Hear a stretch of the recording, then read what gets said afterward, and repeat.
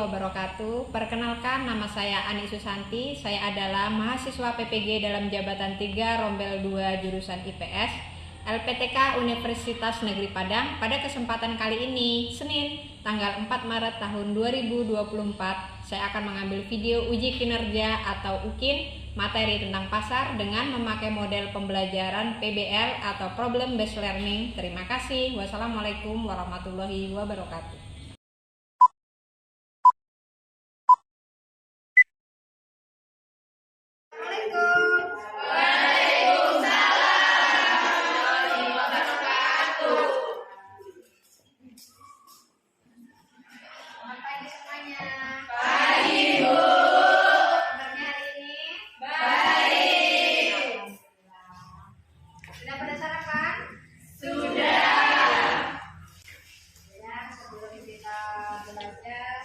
Langsung saja Ibu Ketuanya kita persiapkan untuk berdoa.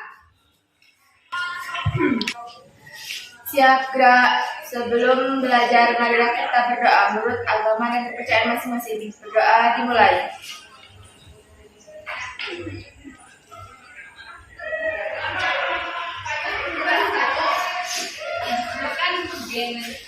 Berdoa selesai. Ucapkan salam kepada ibu guru kita.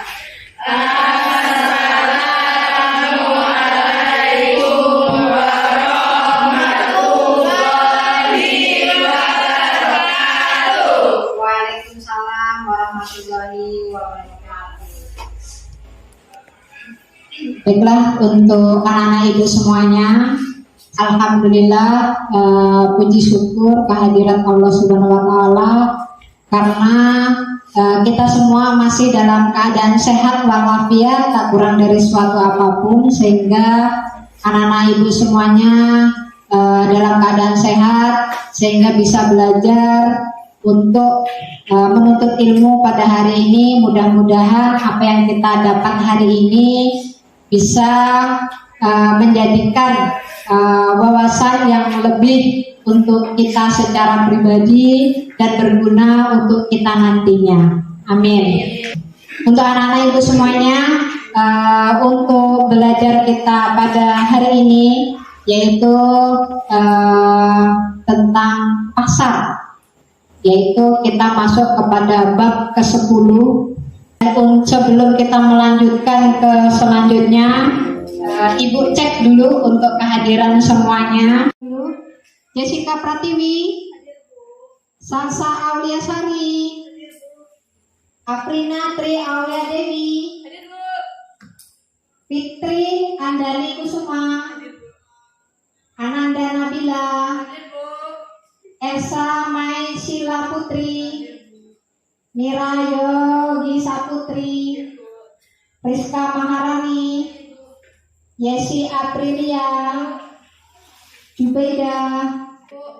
Alhamdulillah hadir semuanya. Sebelum kita lanjutkan ke pembelajaran kita, kita resepsi sebentar, dimana karena kita yang pertama, Ibu sudah menayangkan bahwasanya bab kita hari ini yaitu tentang pasar.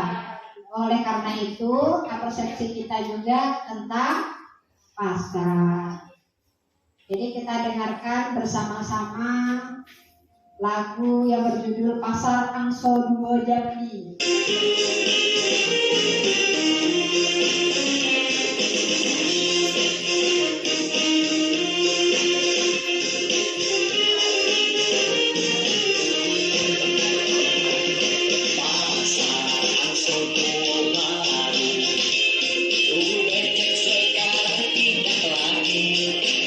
Lanjut untuk selanjutnya dengan kita belajar tentang pasar ini, maka profil pelajar Pancasila yang harus kita dapat itu yang pertama, bahwasanya kita itu harus beriman dan bertakwa.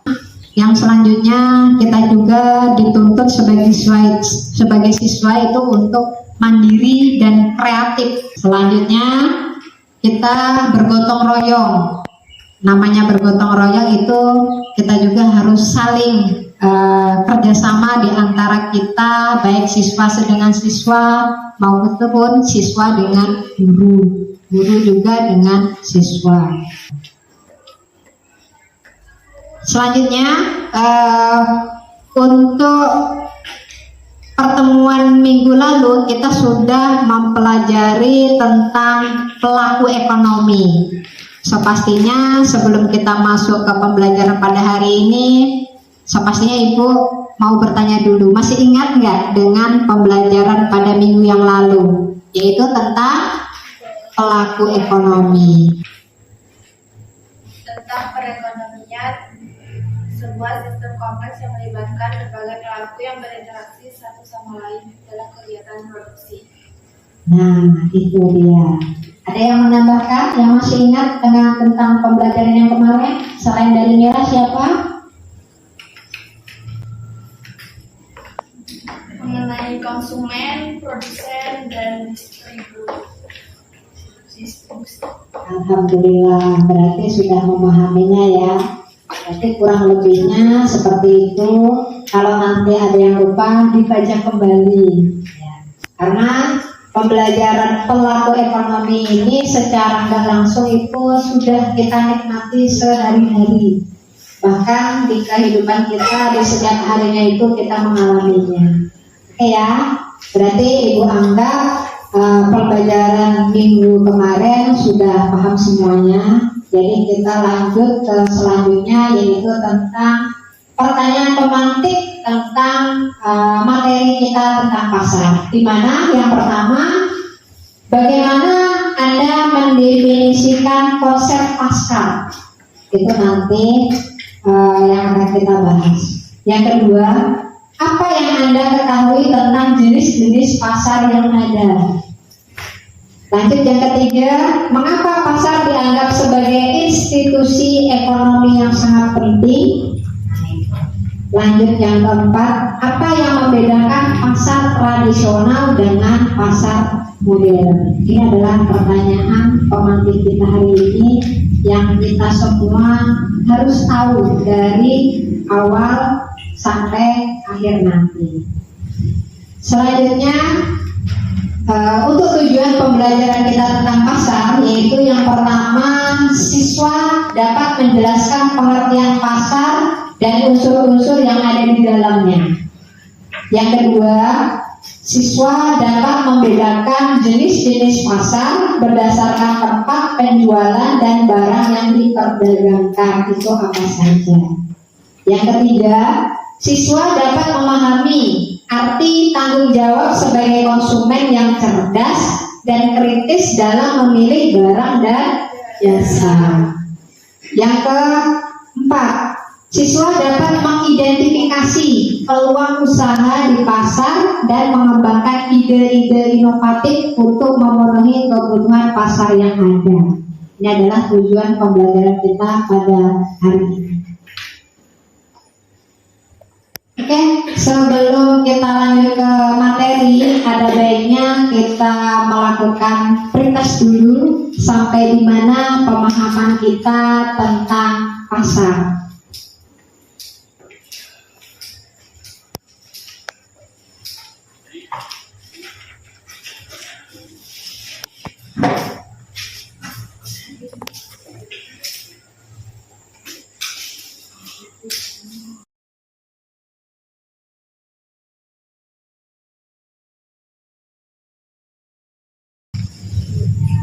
Oke, melalui soal pretest ini silakan kalian kerjakan sebisanya sesuai dengan perintah soalnya dan jangan lupa isi nama kelasnya.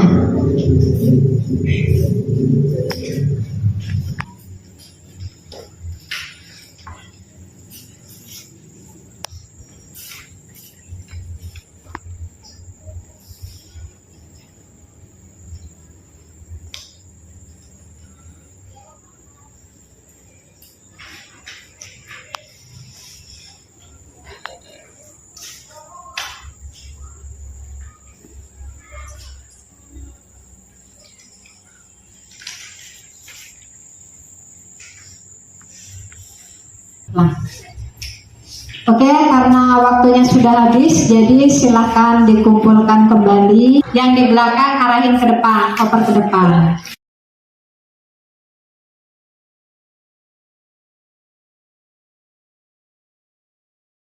Selanjutnya langsung kita dengarkan untuk materi kita pada hari ini. Assalamualaikum anak-anak. Saat pertama kali mendengar kata pasar, mungkin yang ada di dalam pikiran kamu adalah tempat kotor, becek, lengkap dengan penjual ikan dan berbagai kebutuhan pokok lain. Ternyata pasar tidak hanya identik dengan hal-hal tadi. Banyak jenis pasar lain selain pasar tradisional. Nah, anak-anak, itulah pembahasan materi mengenai pasar. Semoga kalian dapat memahaminya ya. Baiklah anak-anak, sampai di sini dulu pertemuan kita kali ini. Kita bertemu lagi dalam pembahasan materi selanjutnya. Assalamualaikum warahmatullahi wabarakatuh. Oke, setelah penayangan video pembelajaran tadi, pastinya anak-anak ibu semuanya bisa memahami dan bisa mengambil kesimpulan apa yang bisa kita dapat dari penayangan video tadi. Ada yang bisa menjawab pertanyaannya, apa yang kalian bisa dapat dari penayangan video tadi? Oke. Pasar abstrak contohnya seperti Shopee dan pasar konkret seperti pasar tradisional. Oke, bagus.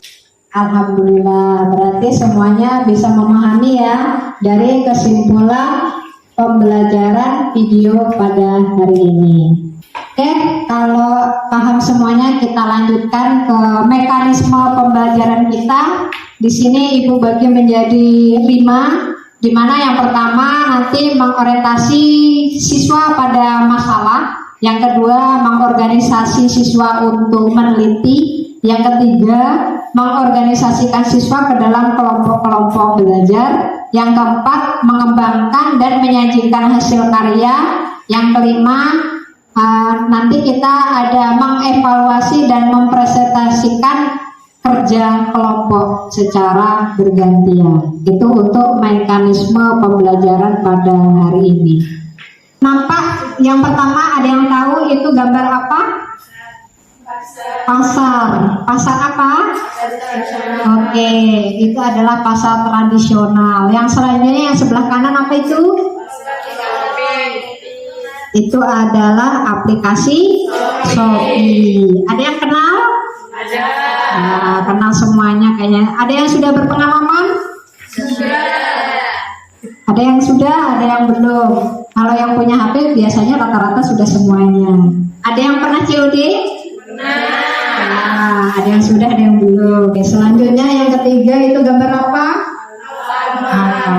Ada yang belum pernah masuk? Kayaknya sudah semua ya masuk. Kalau untuk rumusan masalahnya di sana ada 4. Yang pertama, apa yang kalian lihat pada gambar di atas?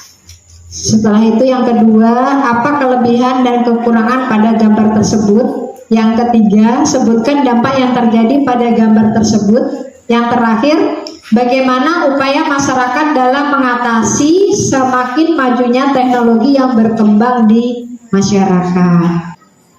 Yang selanjutnya yaitu pembagian kelompok secara heterogen, di mana minggu kemarin kita kan sudah ada perbincangan tentang pembagian kelompoknya. Kalau Ibu perhatikan pada hari ini kayaknya sudah langsung duduk masing-masing berdasarkan kelompok yang sudah kita bagi pada minggu kemarin ya. Alhamdulillah, berarti kalian hari ini langsung memahami, langsung duduk sesuai kelompoknya masing-masing. Sebelum Ibu membagi LKPD, karena kalian sudah duduknya sesuai dengan kelompoknya masing-masing, ada baiknya kalian langsung sesuaikan dengan tempat duduknya, mejanya, supaya kita enak untuk berdiskusi. Oke, silakan lanjutkan untuk kelompok 1, kelompok 2, dan kelompok 3.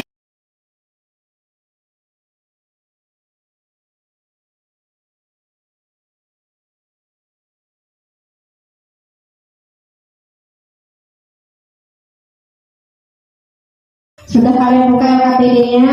Nah, berdasarkan LKPD itu kalian amati gambarnya, sudah itu diskusikan dengan anggota kelompok untuk menentukan alternatif solusi dan permasalahan dari rumusan tersebut. Dan silakan kalian menulis jawabannya sesuai dengan lembar yang sudah disediakan di LKPD di kelompok masing-masing. Oke, dan diucapkan selamat bekerja.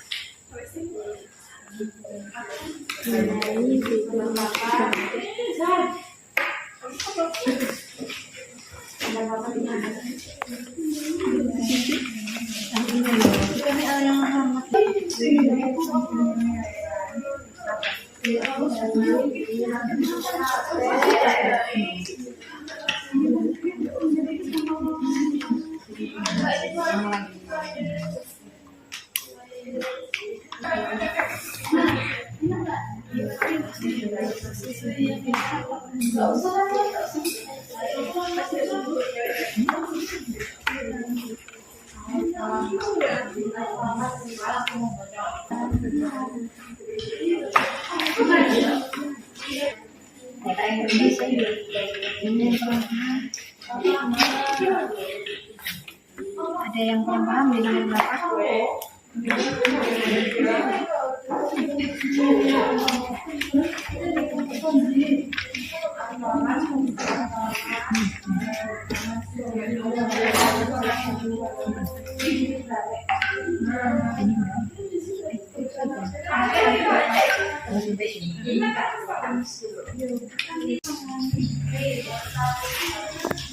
Oke, karena waktunya habis untuk berdiskusi, jadi selanjutnya adalah waktunya untuk mempresentasikan hasil kerja kelompok.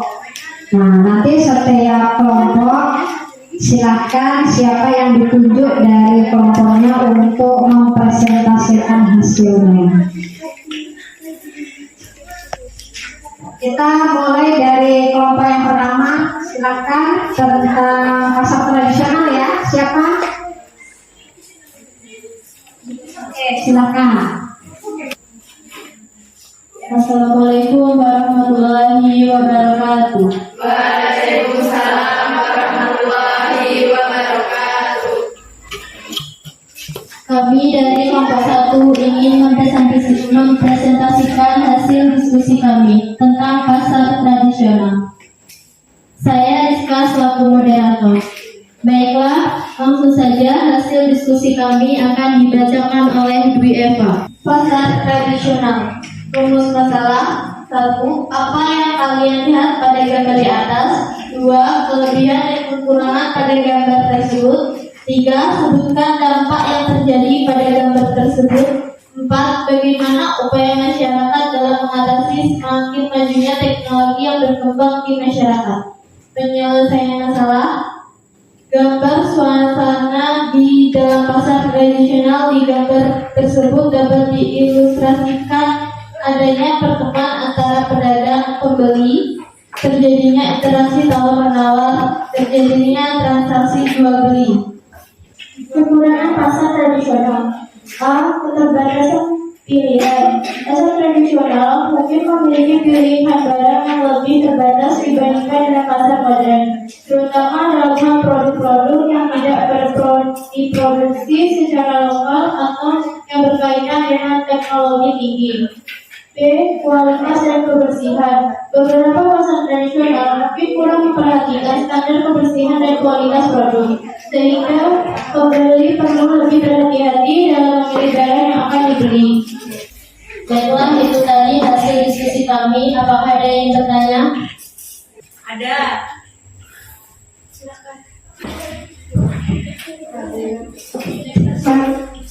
Saya perwakilan dari kelompok 3 ingin bertanya untuk kelompok 1. Sebutkan dampak yang terjadi di pasar tradisional. Dampak yang terjadi di pasar tradisional adalah keterbatasan pilihan, kualitas dan kebersihan, keterbatasan fasilitas, keterbatasan inovasi. Resikonya terjadinya penyakit menular. Baiklah, itu tadi hasil diskusi dari kelompok kami. Bila ada kesalahan, kami mohon maaf. Kami akhiri. Wassalamualaikum warahmatullahi wabarakatuh. Waalaikumsalam warahmatullahi wabarakatuh.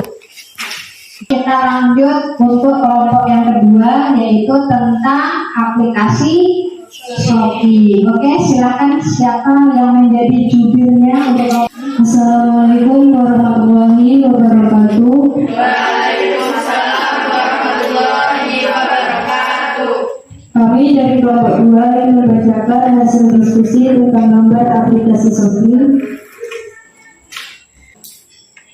Hasil penyelesaian masalah kelebihan aplikasi Shopee. 1. Pilihan barang yang luas. 2. Promosi dan diskon. 3. Kemudahan penggunaan. 4. Pengiriman cepat. 5. Sistem keamanan dan perlindungan pembeli. Kekurangan aplikasi Shopee. Yang pertama, kualitas barang yang beragam. Yang kedua, biaya pengiriman yang berbeda-beda. Yang ketiga, resiko transaksi online. Yang keempat, keterbatasan garansi.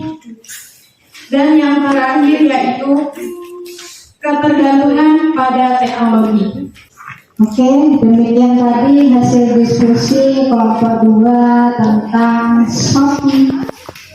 Lanjut yang ketiga, yaitu kelompok ketiga tentang Alfamart. Oke, silakan kelompok 3, siapa yang menjadi jubirnya? Assalamualaikum warahmatullahi wabarakatuh. Waalaikumsalam warahmatullahi wabarakatuh. Baiklah, kami akan mempresentasikan hasil diskusi kami tentang perumusan masalah tentang Alfamart. 1. Apa yang kalian lihat pada gambar di atas? 2. Apa kelebihan dan kekurangan pada gambar tersebut? 3. Sebutkan dampak yang terjadi pada gambar tersebut. 4. Bagaimana upaya masyarakat dalam mengatasi semakin majunya teknologi yang berkembang di masyarakat? Kekurangan Alfamart. Stok terbatas karena ukuran wilayahnya yang terbatas. Alfamart mungkin memiliki stok terbatas untuk beberapa produk tertentu, terutama produk-produk yang tidak termasuk dalam kategori kebutuhan sehari-hari.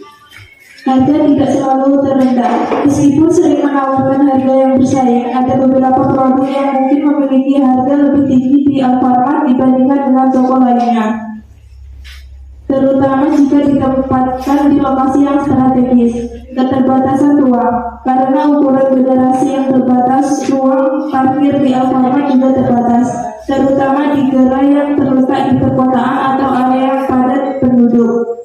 Keterbatasan barang segar, meskipun menyediakan berbagai macam produk, Alfamart mungkin memiliki keterbatasan dalam menyediakan barang-barang segar seperti buah, sayur, dan daging dibandingkan dengan supermarket yang lebih besar. Sekian presentasi dari kelompok kami, lebih kurangnya kami mohon maaf. Saya akhiri. Wassalamualaikum warahmatullahi wabarakatuh. Waalaikumsalam warahmatullahi wabarakatuh. Oke, itu tadi hasil diskusi untuk kelompok 1, 2, dan 3, di mana untuk kelompok 1 tadi membahas masalah pasar tradisional, yang kedua membahas masalah aplikasi Shopee, yang ketiga adalah membahas Alfamart. Jadi dari ketiga ini pastinya secara nggak langsung semuanya kita sudah melakukannya. Nah, dengan semuanya itu kita bisa mengetahui dan kita juga bisa memilih untuk yang sekarang itu.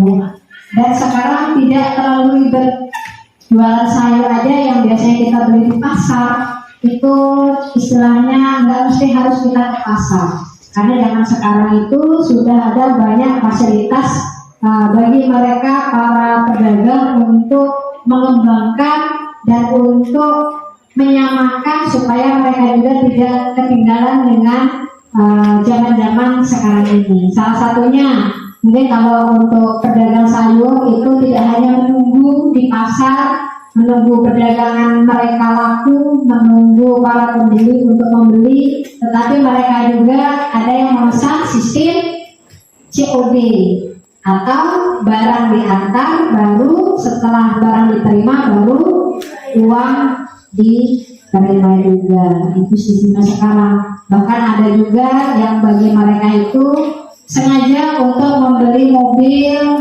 pick-up untuk berjualan sayur. Bahkan dalam bentuk yang lainnya ada juga yang roda 3 dan sebagainya.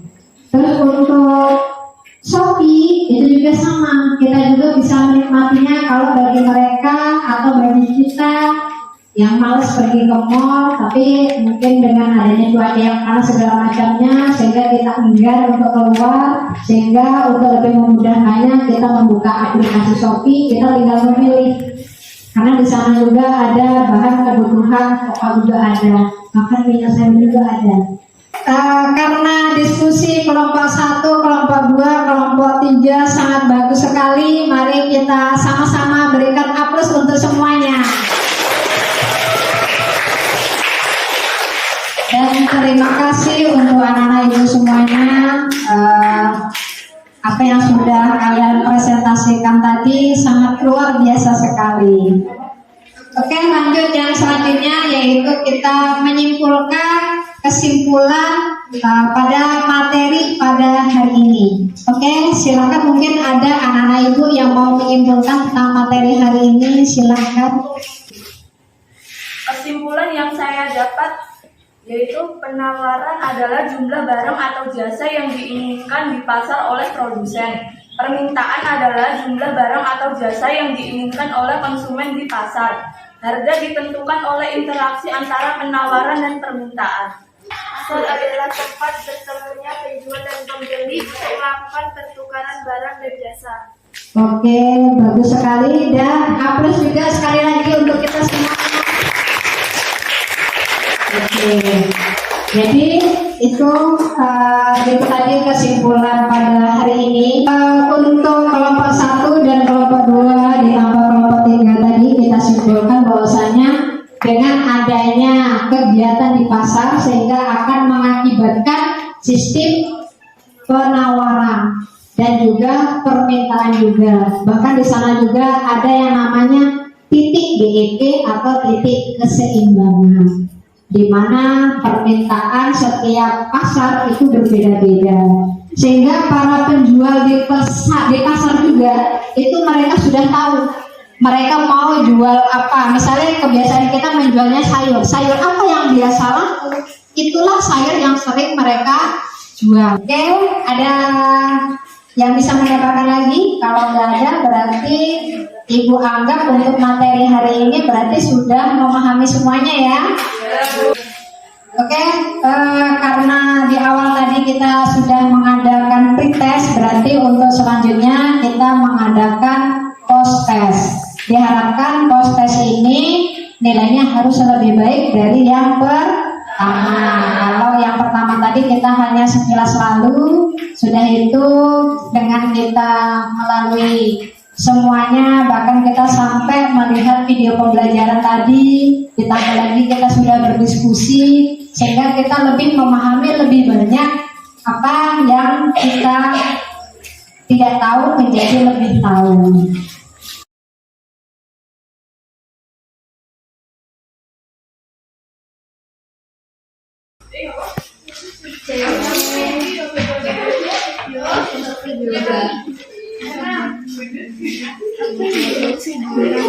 Oke, dari soal post test tersebut silakan kalian tulis nama masing-masing, jangan sampai salah awasnya. Setelah itu kalian memilih salah satu jawaban yang paling kalian anggap benar.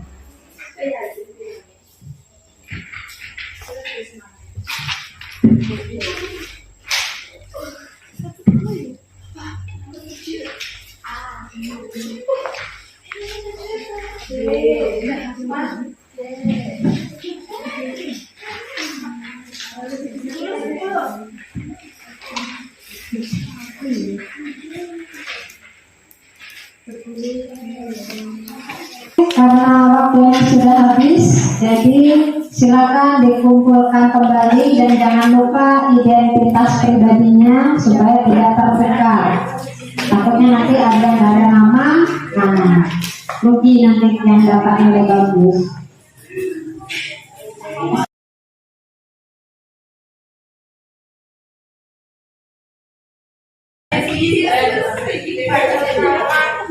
Oke, terima kasih untuk anak semuanya sudah menyelesaikan soal prosesnya.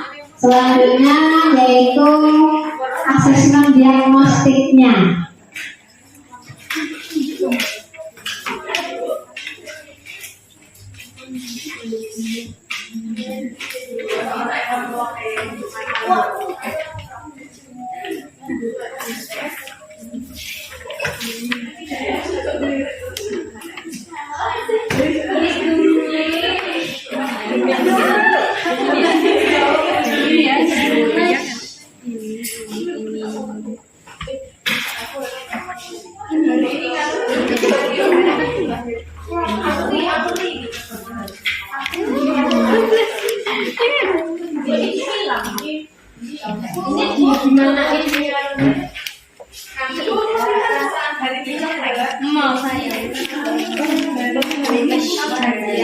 Karena waktunya sudah habis, silakan dikumpulkan kembali.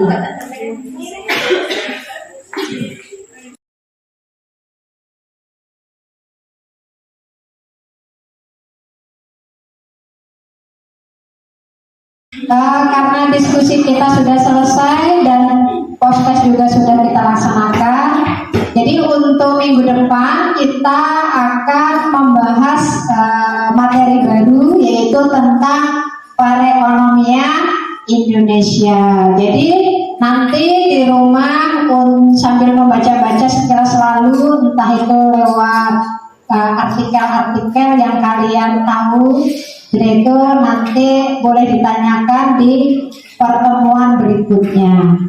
Selanjutnya karena materi kita sudah selesai, jadi kita refleksi akhir, kita mendengarkan lagu sebelum kita menutup, yaitu tentang Negeri Jambi.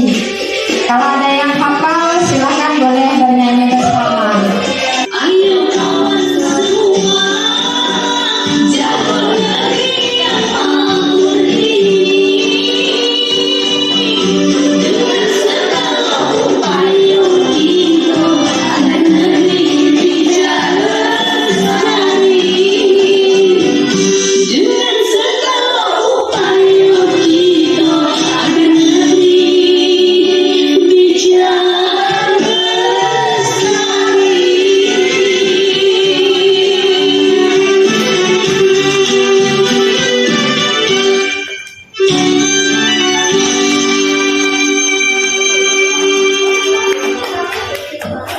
Untuk selanjutnya untuk anak-anak ibu untuk persiapan akhir kita yaitu berdoa sebelum kita pulang. Mudah-mudahan dengan kita berdoa terhindar dari segala sesuatu yang akan menimpa kita dan kita selamat tujuan sampai ke rumah. Bergerak untuk mengakhiri pembelajaran kita hari ini, sebaiknya kita berdoa. Berdoa dimulai.